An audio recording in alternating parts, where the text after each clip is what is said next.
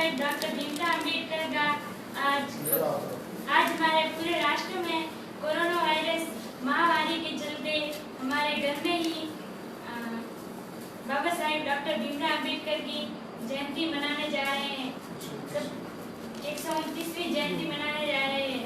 सबसे पहले मैं मेरे दादाजी को बुलाना चाहूंगी और दीपक जलाकर उनके चरणों में पुष्पांजलि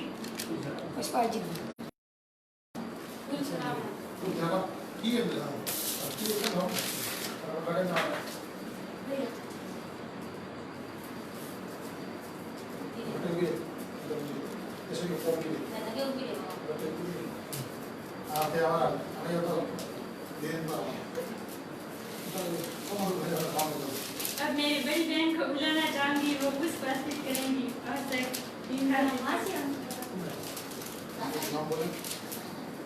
मंजू बादल आएगी और पुष्प अर्पित करेगी। अभी एक एक बारी बारी कर आ जाए क्योंकि समय बहुत ज्यादा हो चुका है। शांति पूरा अब वो भी पुष्प अर्पित करेंगी बाबा साहेब को। कम कमेंट लेना।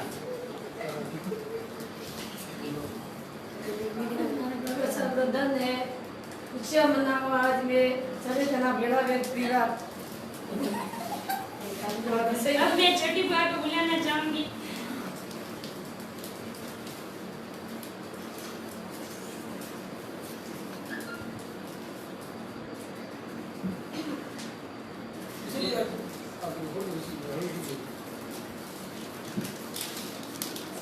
बारी बारी से आते जाए। मेरी मम्मी आएंगी।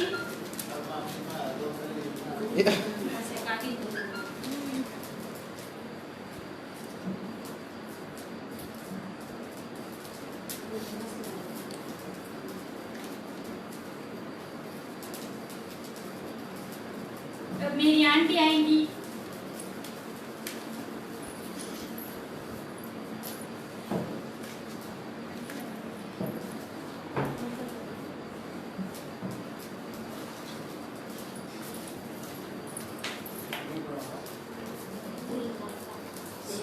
पापा जी करेंगे पुष्प अर्पित बाबा साहब की।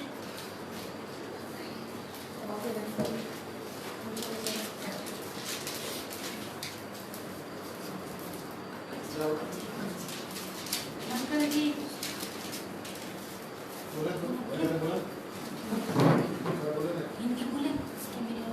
अब मेरे अंकल जी आएंगे। सब अंकल आएंगे और पुष्प अर्पित करेंगे।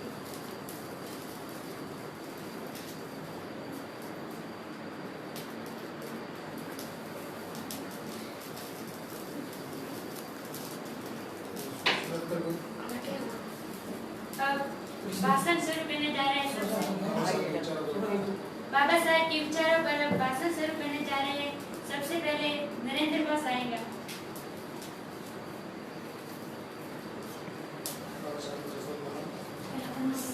सर्वप्रथम मैं बाबा साहब को पुष्प अर्पित करता हूँ और नमन। मैं शासक नरेंद्र बॉस गांव टिकी जिला राजस्थान। आज हम बाबा साहेब जी की 129वीं जन्म जयंती मनाने के लिए अपने परिवार सहित बाबा साहेब की 129वीं जन्म जयंती मना रहे हैं।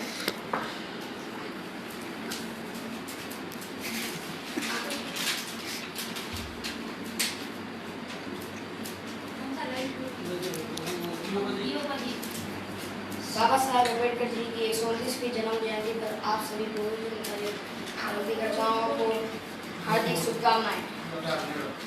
बाबा साहेब जी का जन्म 14 अप्रैल 1893 को मध्य प्रदेश के महू गांव में हुआ। इनके पिताजी का नाम रामजी सतपाल था एवं इनकी माता जी का नाम भीमाबाई अम्बेडकर था।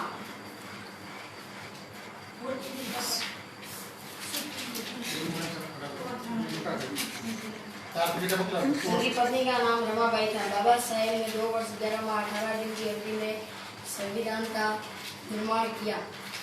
आज उसी संविधान की बदौलत हमें पढ़ने का, लिखने का, रहने का, खाने का, पीने का सभी प्रकार के अधिकार हैं।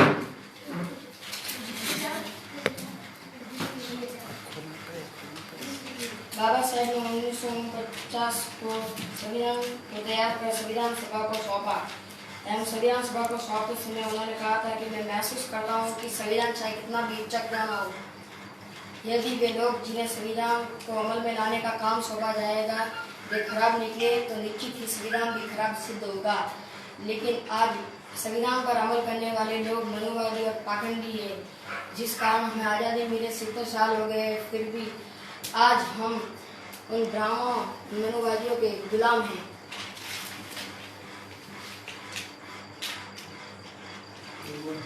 हमारे देशवासियों को यह समझना होगा कि हम इस देश के शासक है एवं मूल निवासी है। डॉक्टर अम्बेडकर जी ने कहा था कि हम शुरू से अंत तक मूल निवासी हैं।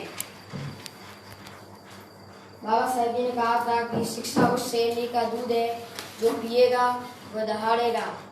हम मूल निवासी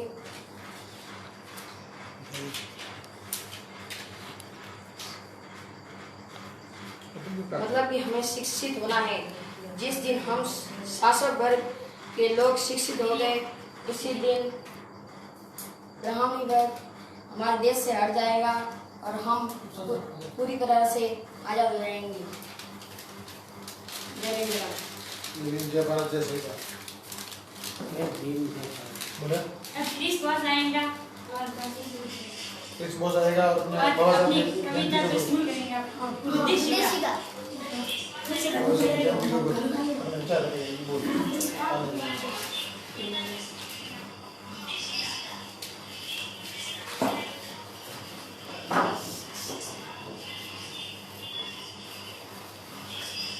सबसे पहले तो मैं बाबा साहब के चरणों में कुछ बातें करता हूँ। कम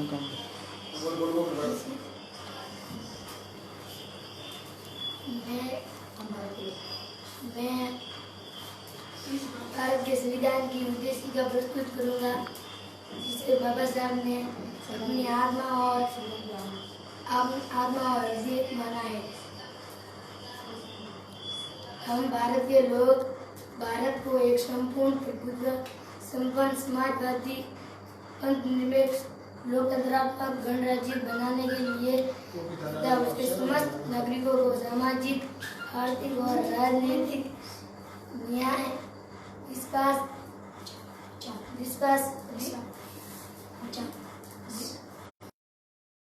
अभिव्यक्ति, विश्वास, धर्म और उपासना की स्वतंत्रता, प्रतिष्ठा और अवसर की क्षमता प्राप्त कराने के लिए तथा उन सब में व्यक्ति की गरिमा और राष्ट्र की एकता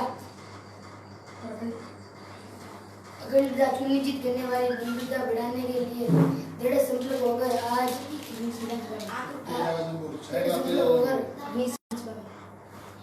अपनी इस विधानसभा में आज तारीख 26 नवंबर 1949 ईस्वी को द्वारा इस संविधान को अंगीकृत एवं अधिनियमित और आत्मसमर्पित करता हूँ। मेरे छोटे भाई क्रिस ने संविधान की उद्देशिका प्रस्तुत की। अब यशवर्धन सिंह आएगा और अपना भाषण प्रस्तुत करेगा, अपना विचार प्रस्तुत करेगा।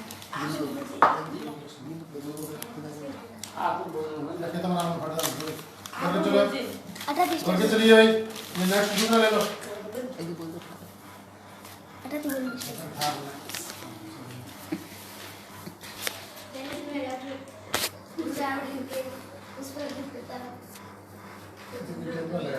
यार बेटा बैठो, इंग्लिश में मत पढ़ो। हाँ सुन कर। आप सबको विदित होगा कि आज डॉक्टर भीमराव अम्बेडकर की 129वीं जन्म जयंती है और हम अपने परिवार के सदस्य मिलकर उनकी जन्म जयंती मना रहे हैं। मैं अपना भाषण प्रस्तुत करता हूँ।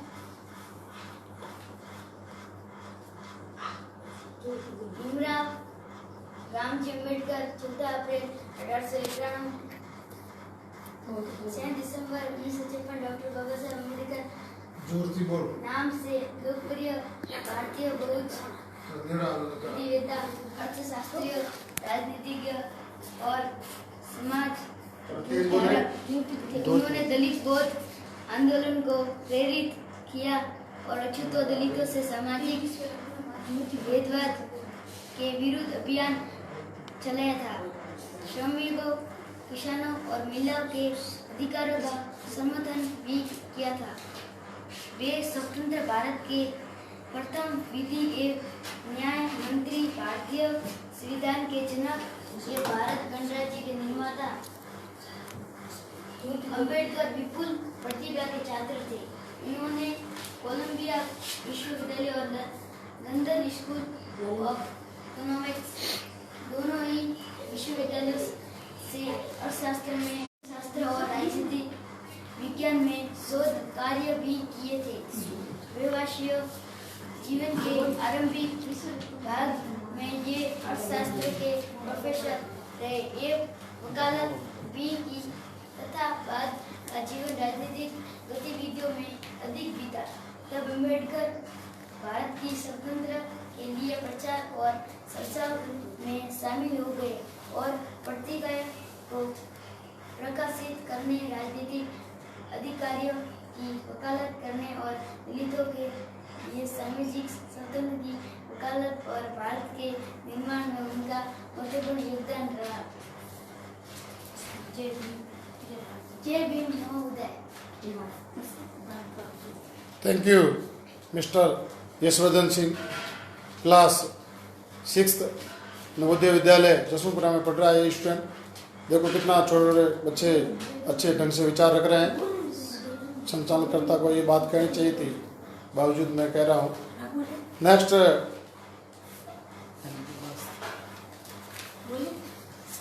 गिरिजा बोस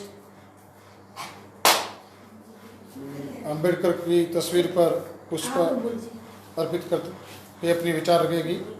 गिरिजा बोस। आज 129वीं अम्बेडकर जयंती 14 अप्रैल 1891 को बाबा साहेब डॉक्टर भीमराव अम्बेडकर का जन्म दिवस हुआ था। कोरोना वायरस के महामारी के चलते आज हम हमारे परिवारजन के साथ अम्बेडकर जयंती मना रहे हैं। डॉक्टर भीमराव अम्बेडकर जो दलितों के उत्थान के लिए अनेक बार संघर्ष करते रहे। उन्होंने स्कूल में प्रवेश के लिए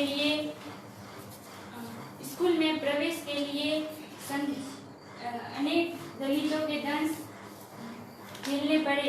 बाद में उन्हें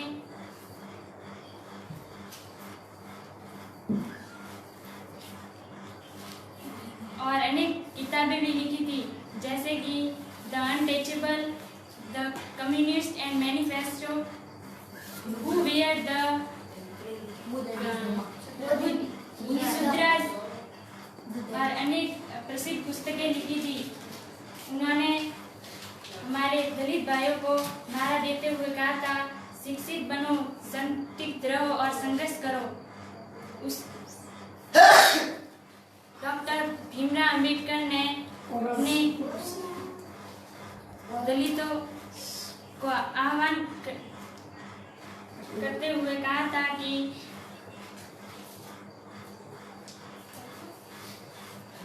इसी के साथ मैं अपनी वाणी को विराम देते हुए जय भीम, नमो बुद्धाय, जय संविधान। अब मेरा छोटा भाई आएगा जो अपने विचार रखेगा भीमराव अम्बेडकर की जयंती पर। धनंजय बोस। धनंजय बोस।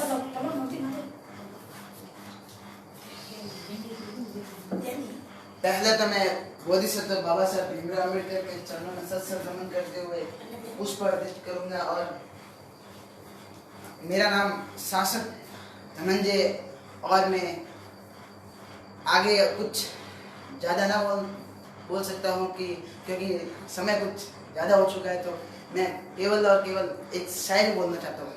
तो मेरी शायरी इस प्रकार है कि बाबा तेरी कलम के बल हम राज करते हैं, बाबा तेरी कलम के बल हम राज करते हैं, तेरी करनी पे बाबा हम नाच करते हैं, तेरी करनी पे बाबा हम नाच करते हैं। ये वक्त और गुजर जाएगा, बदलेगा वक्त और जमाना भी, बदलेगा वक्त और जमाना भी। जय भीम के उद्घोष के साथ हम आगाज करते हैं। जय भीम, जय भारत, जय मनुवासी। Thank you. अभी मेरे छोटे भाई धनंजय बॉस ने बहुत ही अच्छी शायरी प्रस्तुत की। Thank you.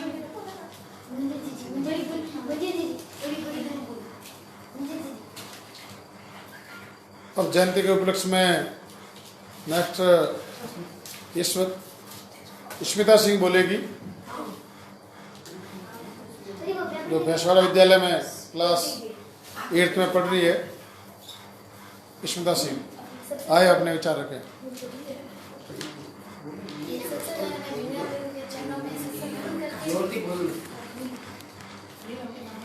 मैं भाषण शुरू करना चाहती हूँ। भीमराव अम्बेडकर का जन्म 14 अप्रैल 1891 में हुआ था और उनकी माता का नाम भीमाबाई था। भीमाबाई का 14वां बेटा था, जो विश्व में बहुत महान पुरुष था।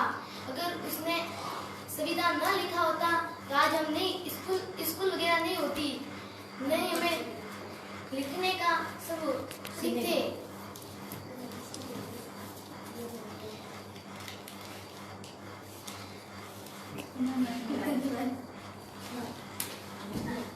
बहुत बढ़िया स्मिता सिंह। अब आगे की कड़ी में मैं मंजू पातलिया को बुलाना चाहूँगी कि वो आए और अपने विचार व्यक्त कीजिए। इससे अगले वक्ता है हमारे दिव्या जोक्सन, वो भी आए अपने अगले। सबसे पहले मैं अपने बाबा साहब के चरणों को नमन करती हूँ। आज 14 अप्रैल 2020 को हमारे बाबा साहब की 129वीं जन्म जयंती है।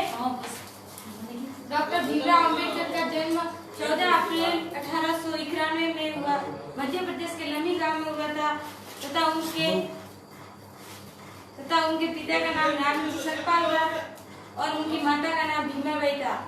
उन्होंने बचपन से ही बहुत ही भेदभाव से और अस्पृश्यता जैसी महामारी का उन्होंने विरोध भी किया और खुद को भी बहुत सहना पड़ा।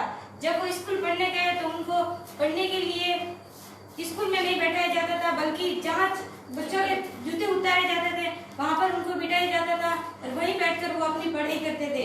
और उन्होंने बहुत ही लगन के साथ अपनी पढ़ाई को समझा और पढ़ाई की। उनके पास पैसे नहीं होने के कारण भी वो अपनी छात्रवृत्ति लेकर अमेरिका और इंग्लैंड वहाँ पढ़ने गए। बाबा साहब ने अपने गौतम बुद्ध को अपना गुरु माना तथा उनके विचारों को अपनाया। और मैं अपनी वाणी को विराम देती हूँ। जय भीम, जय भारत, नमो बुद्धाय। अब मेरे अंकल सब बस आएंगे और मेरे अपने बाबा साहब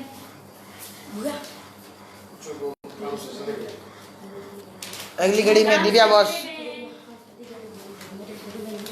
घड़ी में दिव्या बॉस आएगी और अपने विचार व्यक्त करेगी। दिव्या बॉस आएगी और अपना भाषण प्रस्तुत करेगी। तो दिव्या बॉस न बोल पा रही है क्योंकि वह शर्मिंदा हो रही है। तो अंत में मैं मेरे पापा जी दानाराम बॉस बामसेब के वरिष्ठ कार्यकर्ता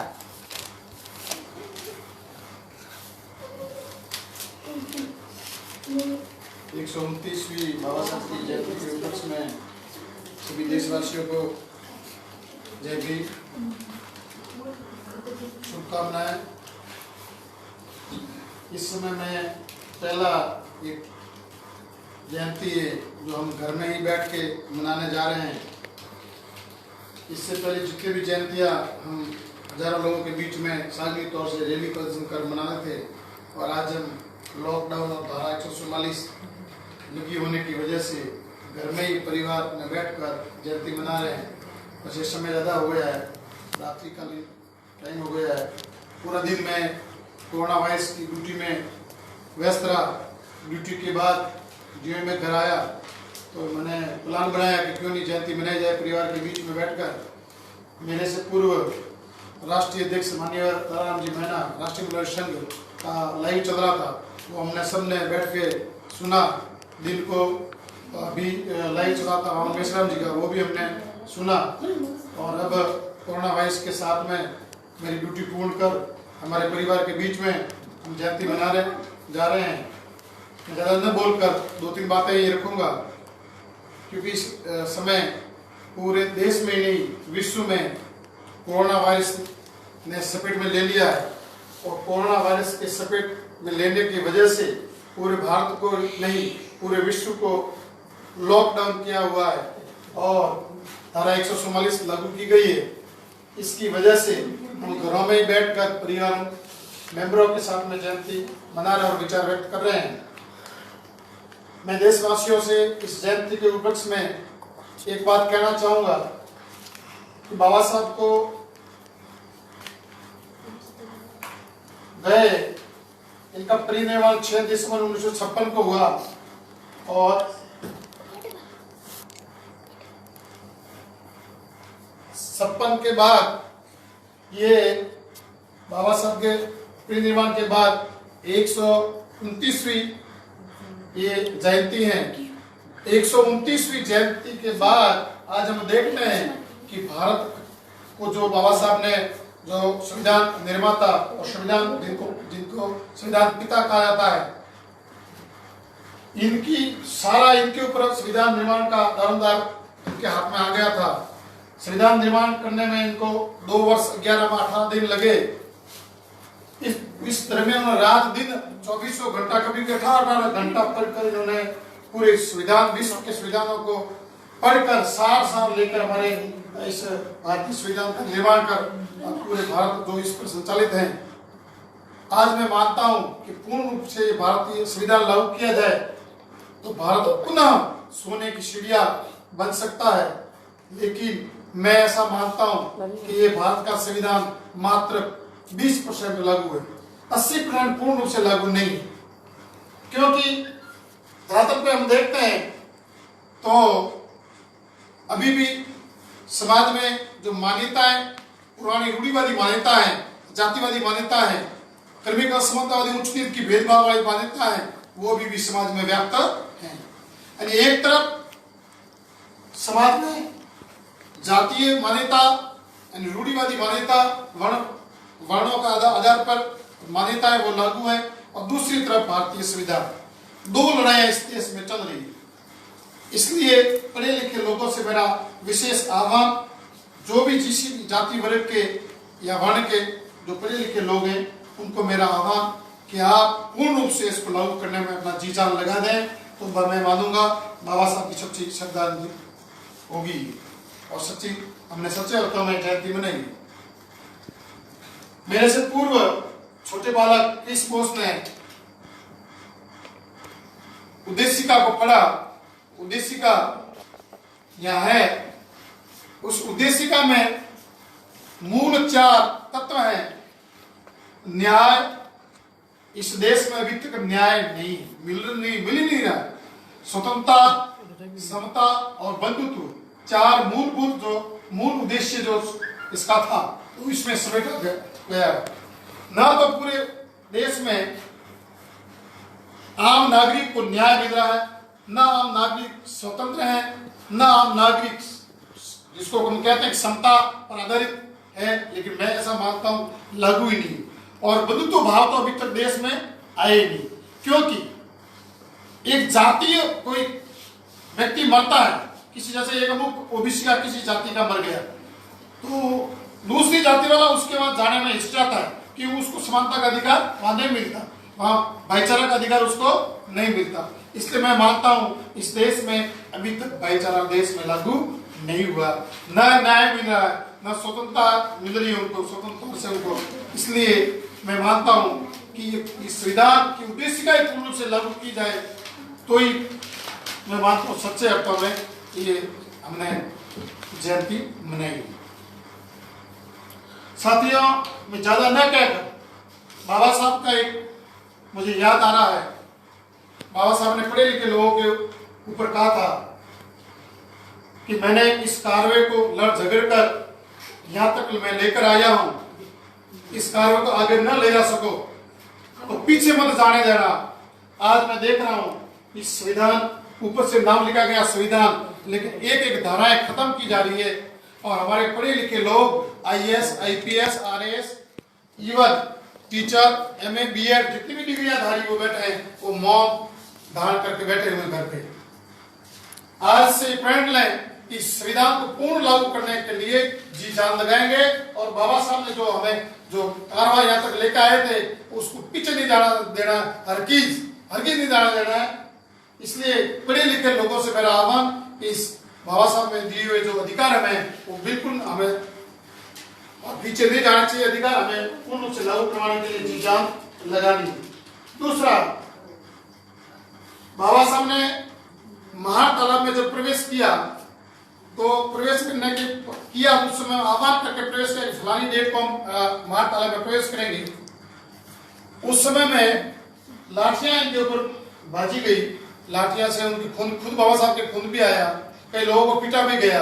उसके बाद में इन्होंने मीटिंग रखी तो उन्होंने कहा कि मैं आप लोगों को पिटवाने के लिए नहीं लाया था, आप लोग इस महान तालाब का पानी पीने से कोई अमर नहीं हो गए और नहीं पीते तो आप मर नहीं जाते, लेकिन आपको एक संदेश दिलाना चाहता हूं कि आज कुत्ता, बिल्ली, भैंस, गाय इसमें गोबर डाल सकती है, पेशाब कर सकती है, पानी पी सकती है, लेकिन आपको पानी पीने का इस महान तालाब में अधिकार नहीं है। इसलिए उनका स्वाभिमान जगाने के लिए मैं आपको यहाँ तक लेकर आया हूँ। तो उनको लगा कि वास्तव में यही बात है कि कुत्ता पानी पी रहा है, हमें पानी पीने का अधिकार नहीं है। यानी मनुष्य को पानी पीने का पशु से भी बदतर मान रहे थे।